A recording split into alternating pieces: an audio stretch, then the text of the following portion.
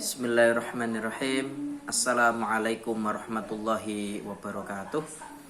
Anak-anakku sekalian yang saya cintai, yang saya banggakan, alhamdulillah kita memasuki pelajaran Al-Quran Hadis. Kita akan melanjutkan pembahasan dan juga kandungan surat Ad-Duha anak-anak ya.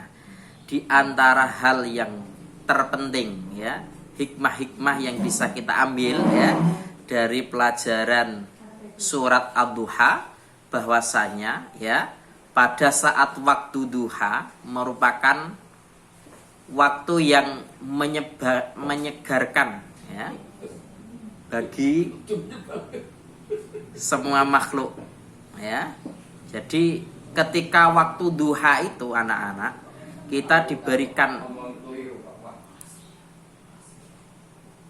keutamaan oleh Allah Subhanahu wa taala. Pada saat waktu pagi dan juga waktu duha itu kita dianjurkan, kita diperintahkan untuk apa? Untuk mengerjakan ya sholat sunnah duha minimal 2 rakaat. Kemudian yang kedua anak-anak, Allah Subhanahu wa taala tidak marah atau tidak membenci kepada Rasulullah SAW. Akan tetapi sebaliknya, justru Allah ingin menunjukkan bahwasanya Allah itu memelihara dan melindungi Rasulullah SAW dari segala apa? Dari segala kekurangan.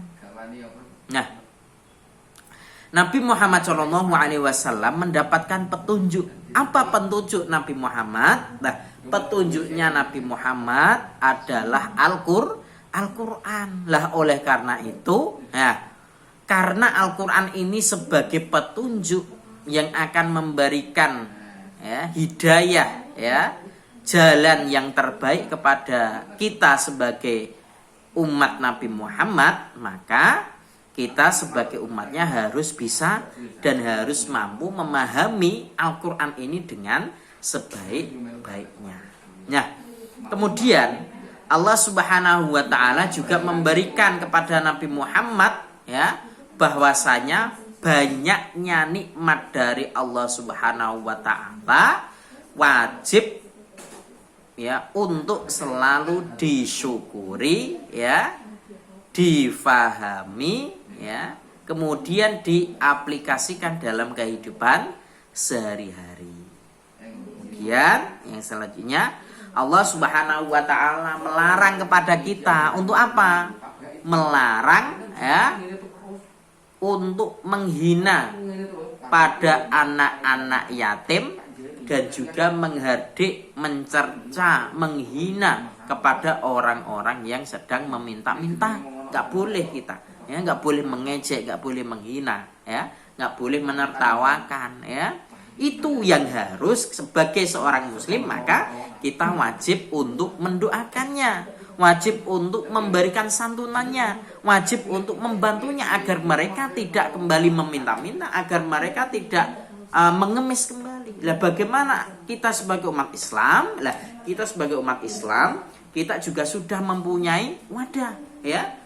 Ketika kita diberikan harta yang lebih oleh Allah, diberikan harta yang cukup oleh Allah Subhanahu wa taala, maka kita harus bersama-sama ikut mengentaskan ya kemiskinan dengan cara bagaimana? Mengeluarkan zakat, infak dan sedekahnya. Sebagaimana kalau kita semuanya sudah bisa memahami, kalau di lingkungan Muhammadiyah kita sudah mempunyai lazismu, lembaga amil zakat, infak dan sedekah Muhammadiyah. Kemudian dalam ya kandungan surat Ad-Duha ini kita juga diperintahkan untuk ya selalu menyebut, mengingat nikmat Allah sebagai ungkapan bentuk syukur kita kepada Allah Subhanahu wa taala.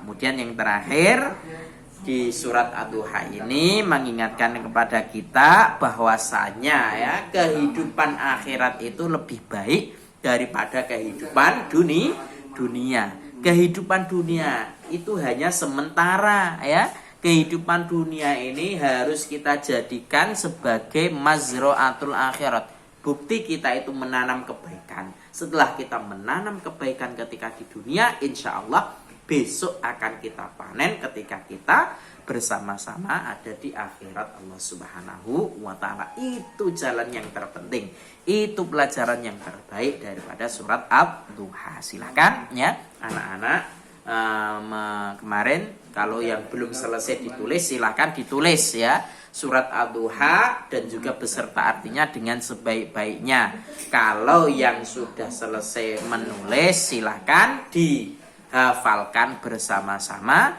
dengan baik dan benar. Semoga anak-anakku sekalian senantiasa mendapatkan tetap mendapatkan perlindungan dari Allah Subhanahu wa Ta'ala, dan kita juga sama-sama berdoa agar pandemi COVID-19 ini segera ya dihilangkan oleh Allah Subhanahu wa Ta'ala, dan nantinya kita bisa kembali belajar dengan nikmat, belajar dengan menyenangkan ya.